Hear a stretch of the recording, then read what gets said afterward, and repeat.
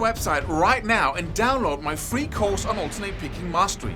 It contains 5 essential exercises that will take you to alternate picking mastery faster than you can imagine.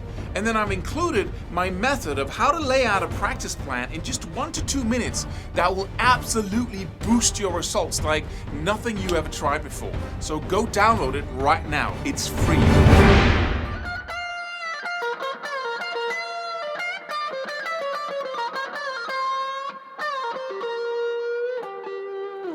How do you remove unwanted noise from the other strings when you bend? This is such a wild instrument that, and you really have to learn to tame it, to put it on the, to create a leash that really restrains it from making all kinds of noises all the time.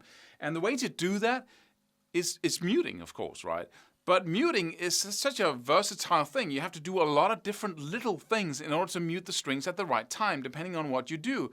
And you learn all those by the pain that you get when you hear that unwanted noise. That's what, let me get that under control. And the way to really learn it on the highest level is using the same principles I talk about all the time, is staying with one thing long enough, right? So one thing could be, for instance, bending a note with your third finger. So let's say you have the standard E minor first position blues scale shape in the 12th fret, and you want to bend the note in the 14th fret on the G string, right? If I put my one finger to it, like the third finger, and it's totally unprotected, and it's just, I could get all kinds of noises from the other strings. But what I do is I put my 2 fingers with that, when I'm bending with the third finger, I put 2 fingers behind it. So now I only have that string ringing out, first of all. Alright? And I either bend it up to the note and stop it by putting my pick in place to pick the note the next time and bring it down. Alright? And so that totally, you can push and everything. You can do a lot of things, but it won't make any noise because the 2 other fingers are. And that's something you want to practice over and over and over again to get it right? You want to practice the bend and the vibrato on the top, right? And do it so many times that it becomes just second nature. What about the first finger then? That's another thing to focus on. When I'm playing notes and doing bending and vibrato with that finger, what do I do for unwanted string noise? Well, first of all, this same finger that's doing the work is also muting all the strings that goes towards the floor. So the higher strings, if I'm bending the G string, and basically it's laying flat on the fretboard,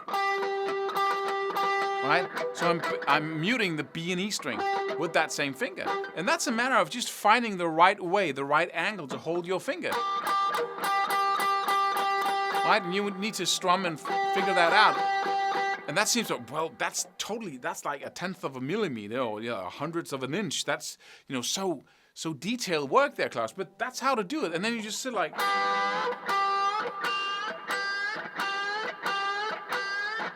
Also, I bend that down rather than up.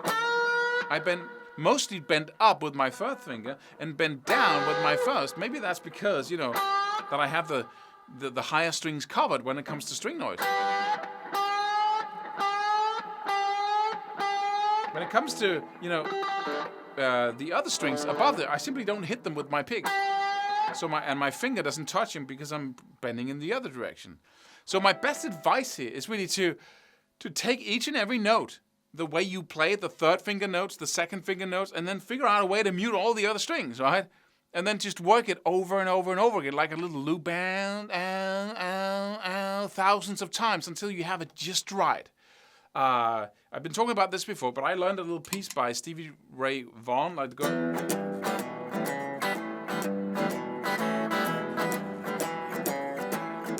And that's such a good example of how each and every note is a separate little thing you do.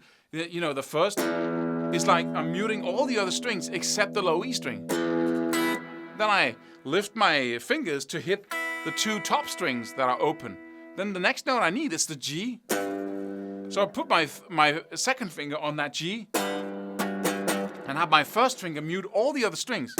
That's like doing a chord, actually. That's a specific way of holding all your fingers in order to produce that one note and 5 muted strings. Then I do the same thing again. Then I get to the... Then I have to do the 2nd fret on the B string.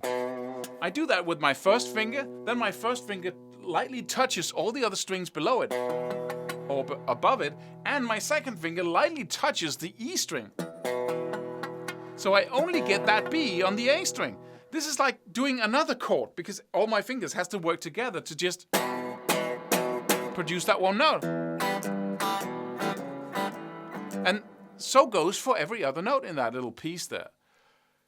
And I learned that by going...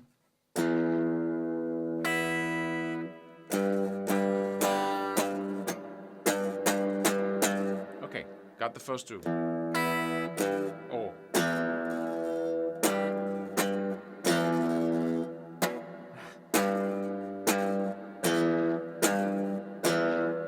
Here we go.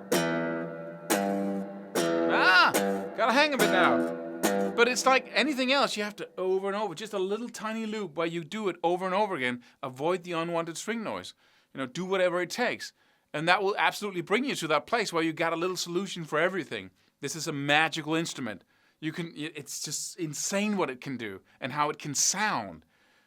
And the breadth of the expression you can give to each note, right? With every little detail you can add to it, like no other instrument. But on the flip side, you got kind of, it's uncontrollable, or so it feels when you play it. So you really have to grab the neck. Forget about the classical way of holding your fingers.